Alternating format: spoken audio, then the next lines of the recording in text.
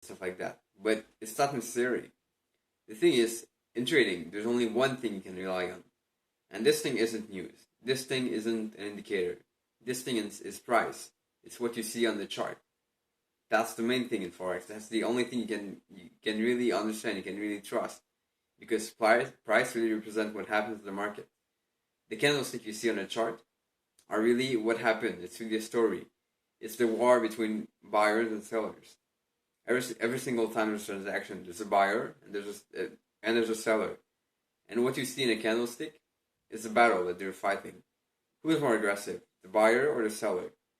Well, this is exactly what you see on the chart. This is exactly what you see in candlesticks.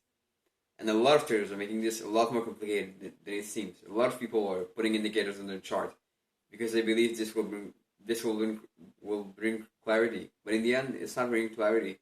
It's just complicating everything. In the end, what you see on the chart is really only the price. So let's take an example. What about the fight that you see? Let's say on the NFC or something. So like boxing or anything. Let's take a fight.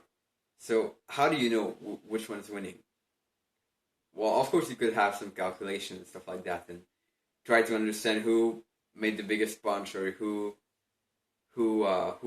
fought better than the other person.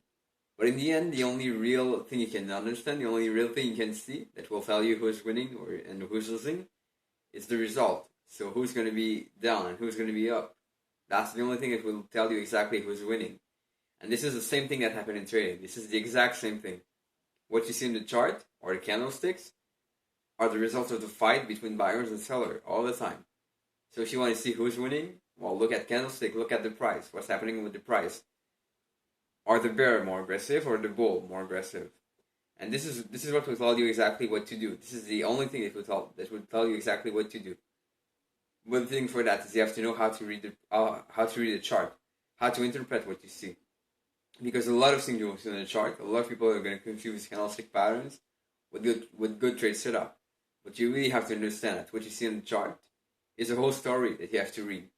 And it's not because you have one word in the story that you can decide the outcome of the story. What you really have to do is you have to look at the whole picture and understand exactly what candlestick mean, one by one, individual. And then you put all this stuff together to create the story you think it is. And this is how you trade. This is how you trade.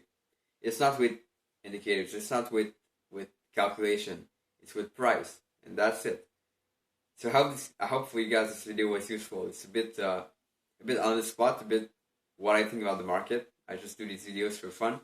But if you guys liked it, just leave a comment below or like the video. It will help me a lot. And if you want to subscribe also, you can also check out DesireToTRADE.com, which is my blog, on which I have the Desire to Trade podcast, a podcast where I interview great traders to tell you exactly how to do it.